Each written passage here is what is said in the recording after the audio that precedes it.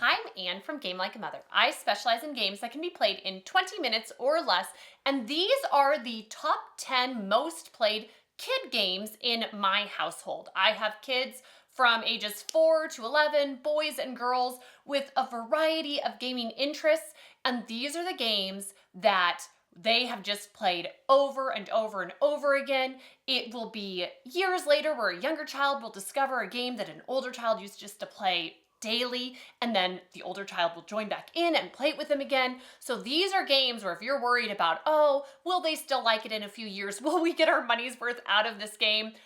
These are very likely candidates for your house. First up, we have Dragonwood. This is a game of dice and daring in which you are trying to get the most points over the course of the game. You get points by capturing creatures, and you do that by you collect cards, and then you're able to use those for different kinds of attacks. If you have cards in sequence, that's a stomp attack, and you get to roll dice and see if it's a high enough number to collect a card.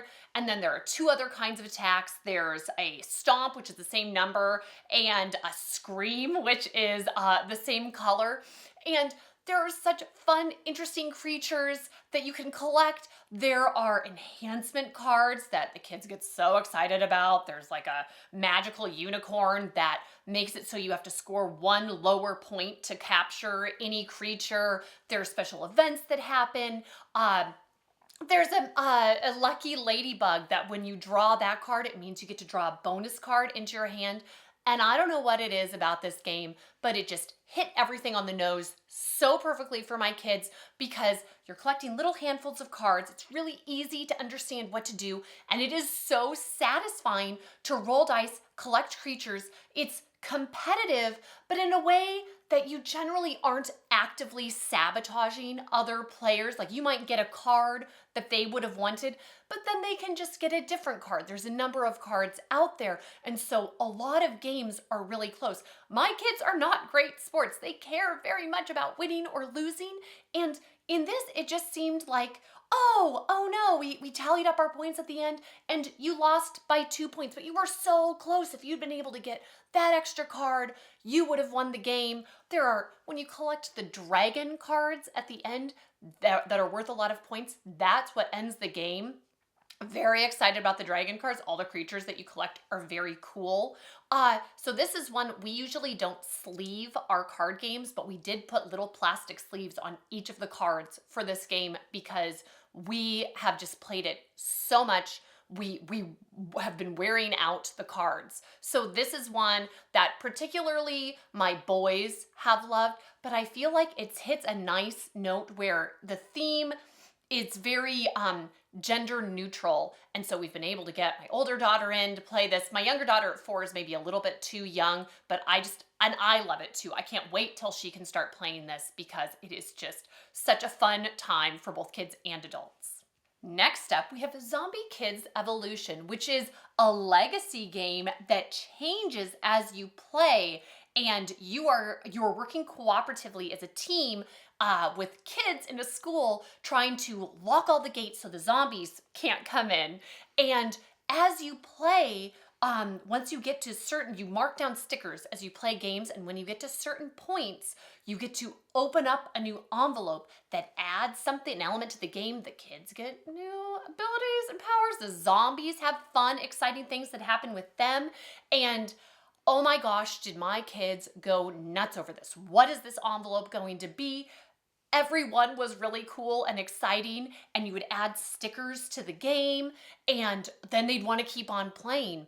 And you have different missions that you're trying to do, so it kind of switches up it's not just the same thing you're trying to do over and over again. So you have a really simple concept. You're just rolling dice, placing zombies, and then moving your character and taking out zombies. So it's really simple. Kids can get the basics of it, but it's really exciting and slightly different each time. It's all in open information, so younger siblings can hang in there pretty well. You can just tell them, oh, I think you should move to that spot, and then you'll be able to take out those zombies. But this, we played through and just had an absolute blast. It is a one-time playthrough, but I think we played the original Zombie Kidz Evolution maybe 40 times or more.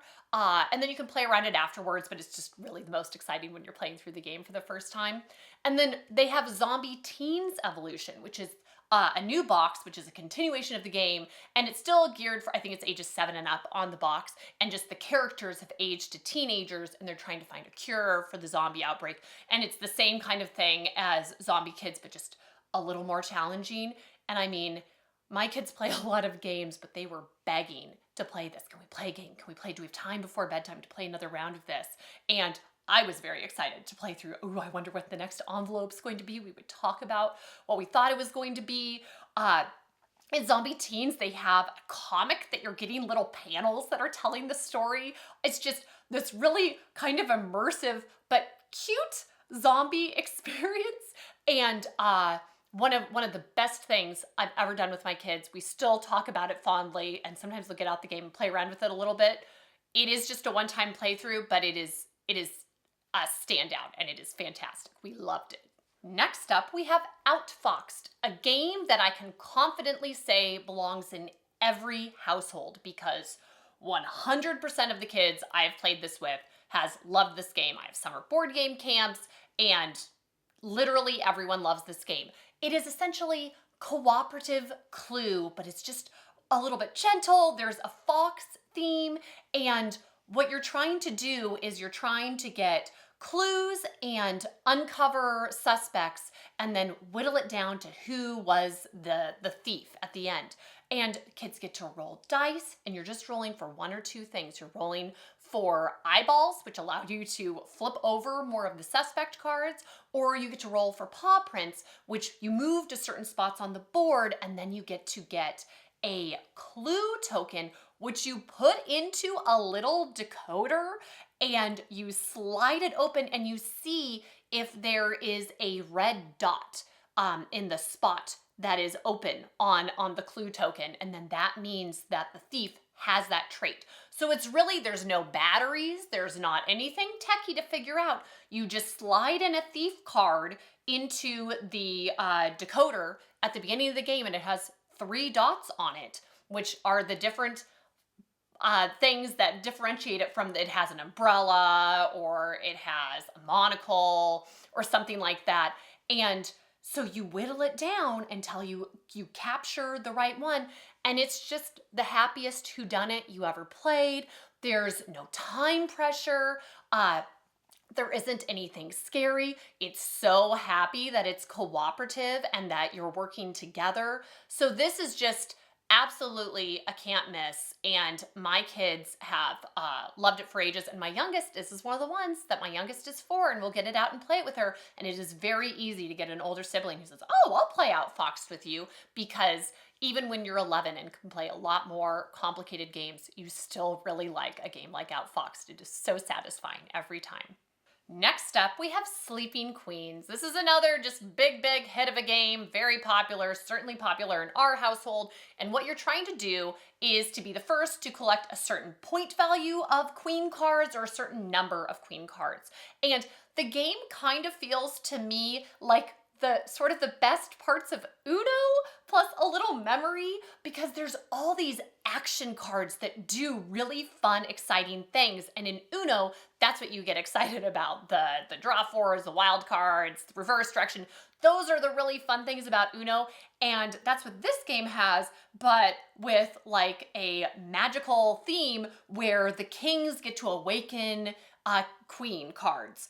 You have knights that can steal the queen cards from other players, but if you have a dragon card in your hand and someone tries to steal a queen from you with a knight, you can stop the knight. There are sleeping potions that can put queens back to sleep, and they get put out face down in the grid again. But if you have a magic wand, you can stop the sleeping potion. There's even a jester, which is just kind of like a random wild card, and if you play that out in the middle and then a number comes up, you count around the circle, and whoever the number ends with, they get to awaken a queen card. So there's just constant fun, exciting things going on with all of these kind of power cards, and there's a bit of queens being stolen from each other, but it seems like it often happens often enough that people don't get really upset about it, the stealing aspect of the game.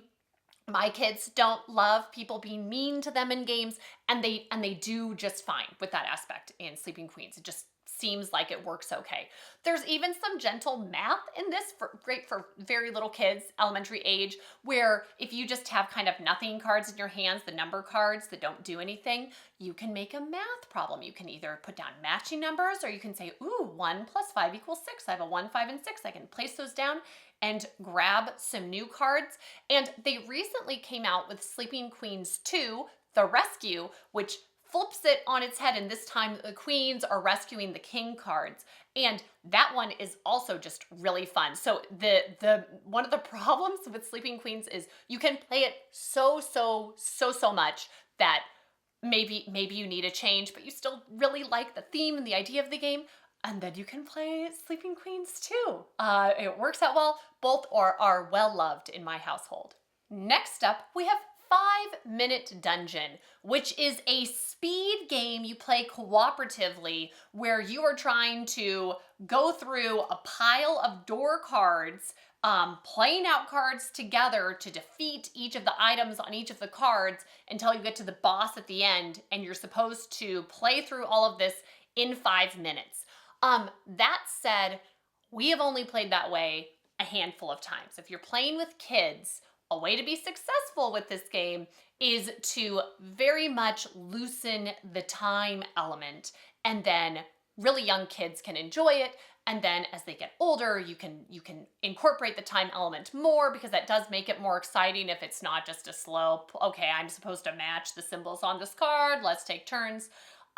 This is one of the few games that my kids would get out and just play independently, not with me involved at all.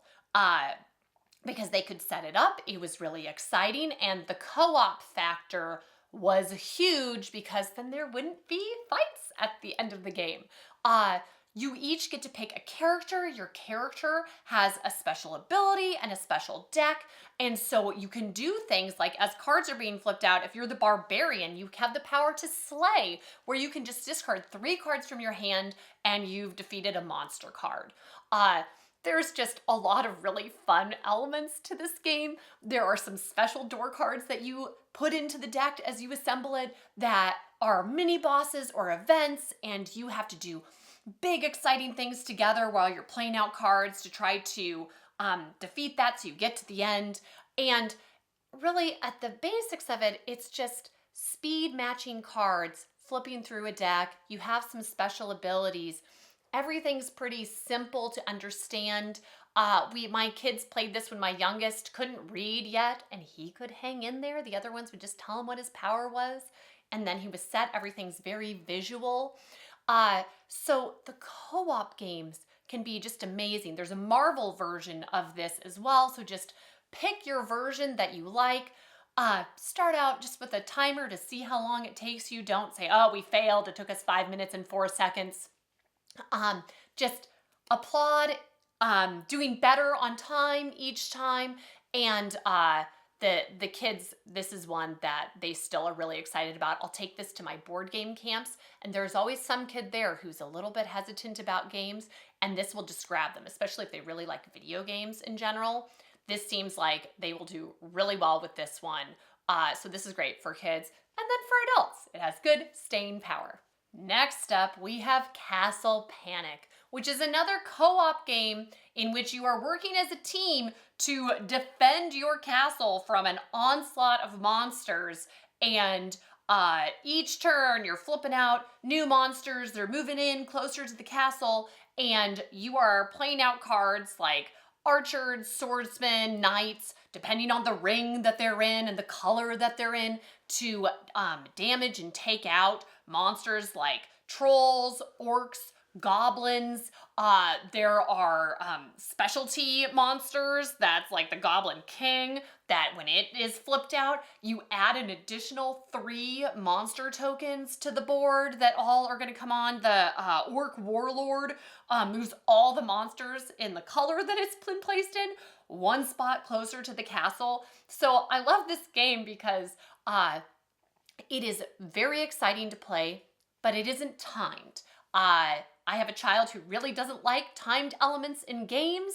It makes too much pressure, it puts too much pressure on her. She loves this game and it still feels very exciting. There's a point in every game where I say, okay, it's time to panic.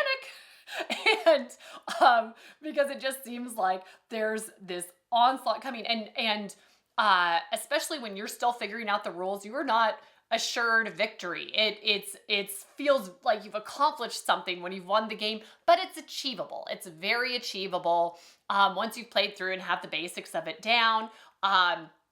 We mostly win now on the basic rules because we have it down pretty well. That said, they have so many expansions and rule variations and big box versions of this game that if you just get into this game and love it, like a lot of people do, because it's just so well done. It's a happy family experience, but it's exciting and challenging at the same time.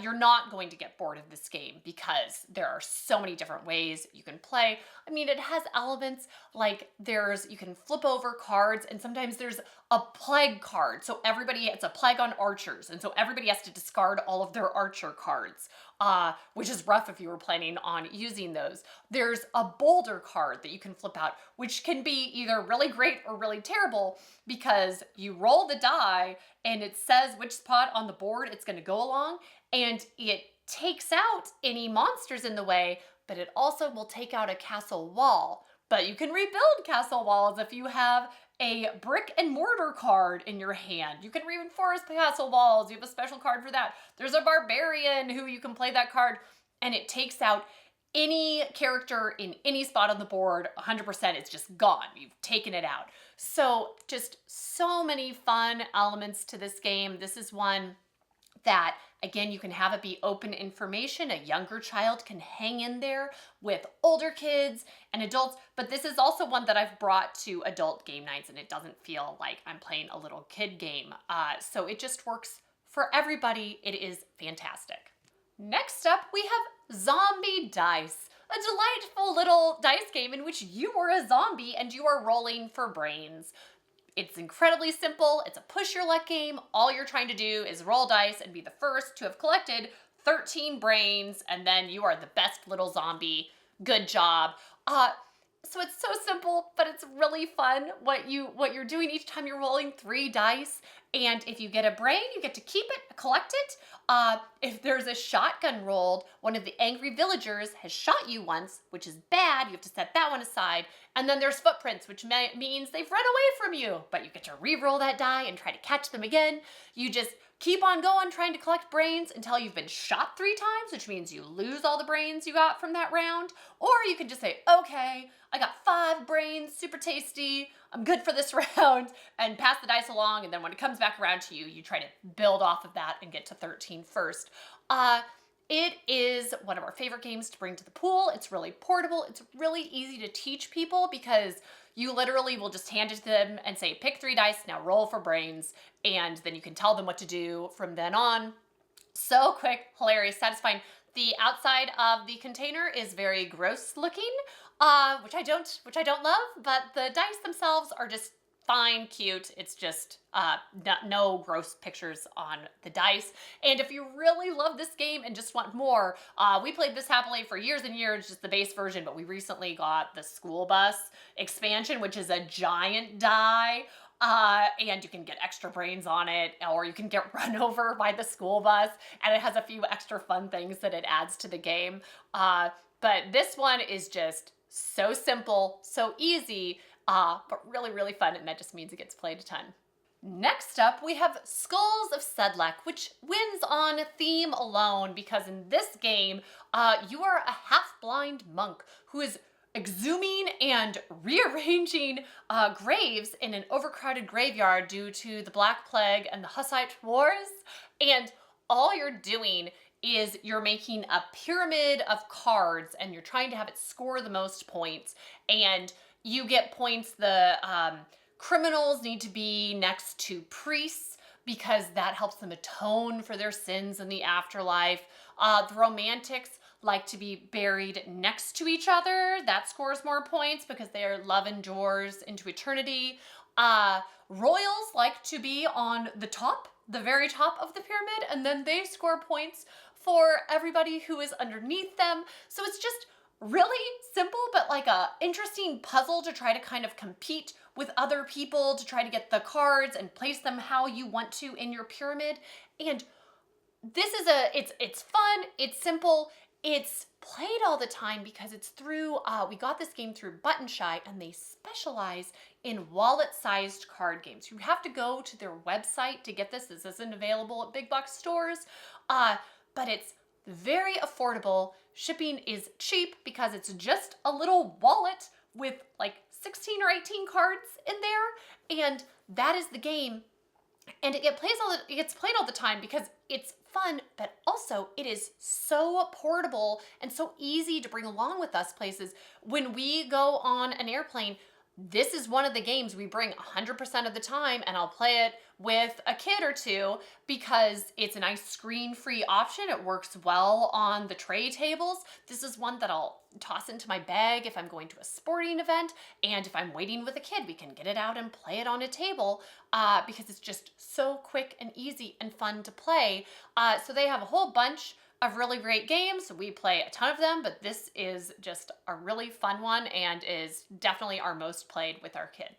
Next up, we have Bandido, which is a cooperative game in which you are working together to stop the Bandido from tunneling out of his prison cell. And it's basically like a puzzle game where you're making your own puzzle, you're getting puzzle pieces to put together to stop all of the routes. You're placing a card, and it's moving the tunnels together, and you're keep on taking turns placing them out until you want all of the tunnels to end in dead ends, which can be really tricky to do. Sometimes you play it and you get the right cards early off, and it's just a small amount of space that you use, but we usually have to play this on the floor because you never know which direction the path is going to go, and it's going to take up a big amount of floor space. So it's a little box, but it can be a big sprawl when you play the game, and it's just really fun and satisfying. Kids like puzzle games, and it's fun that you're working together, and there's such a cute theme.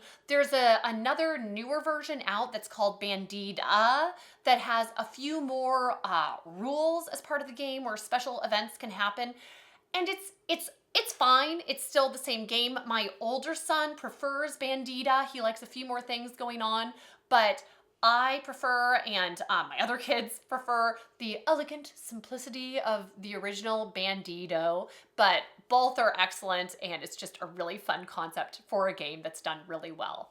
And finally, we have Dragomino, which is the kid version of King Domino, which isn't all that complicated, and some people say, why do you even need a kid version of this game? King Domino is pretty simple. It's a tile laying game where instead of numbers on your dominoes that you're matching up, there's different types of terrain, and you try to score the most points by having a certain number of crowns on a spot, and you have a connected amount of desert spot with 3 crowns, and then at the end you just add up all the points on your grid.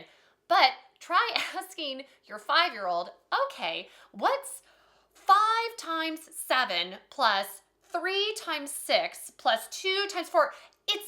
They're not going to enjoy that part of the game. And in Dragomino, it's both, you just count up the number of dragons you have at the end of the game, and that is your score. And also it's dragons. And I've played this at some of my board game camps, and older kids that are very capable of playing standard King Domino go nuts over Dragomino because the little baby dragons are so stinking cute, and it's just a more fun and relaxing game experience. They have all sorts of great elements here where you're placing out matching tiles, you're trying to have the train match, but you aren't confined to a certain grid space. You can place the tile whatever. Your terrain can just be a sprawled out line for all they care. That works. You aren't penalized if you place a tile that doesn't match anything. You just don't get a baby dragon egg, but you can still place it in your terrain. And it is very exciting and very fun to get the dragon eggs. All you have to do is, if you have 2 of the same type of terrain, like 2 desert spots that match, then you get to pick a dragon egg, and some of the dragon eggs have baby dragons in them and some of them are empty. And so if you flip it over and there's a baby dragon, yay, you got another point towards the end. If you flip it over and it's empty, oh, you didn't get any points, that's sad. But they have a mama dragon token that establishes order of play. And if you get an empty dragon egg, then you get the mama dragon, and it means you get to pick first the next round. And I've got to tell you, it's an amazing feature to have in the game because it makes it so kids don't whine and fuss when they get an empty dragon egg. Oh, I got the mama dragon at least. I get to go first. Just being given a little nice thing makes it so they don't get upset about that.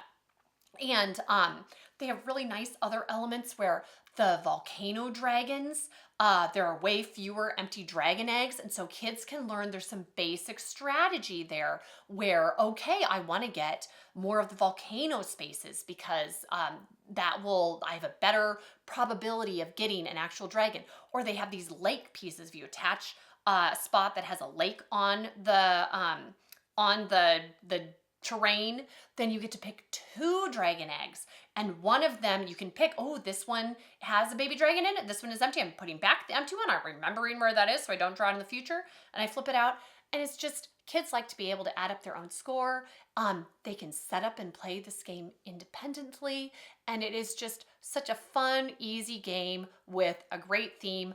And it's one of those that I'm always happy to play with them too, which is really nice. You want to get to enjoy the games that you play with your kids. So that's it for the top 10 most played kid games in my household. A special shout out to Disney Princess Enchanted Cupcake Party Game. We've only played by the official rules a handful of times where you are drawing tokens and collecting pieces of cupcakes and putting it together. Mostly my kids would just get it out and play with all the fun tiny cupcake pieces. And so it's one of the games that if we get invited to a 3-year-old birthday party, that's what I get for them because I know they will like it whether or not they play a lot of board games.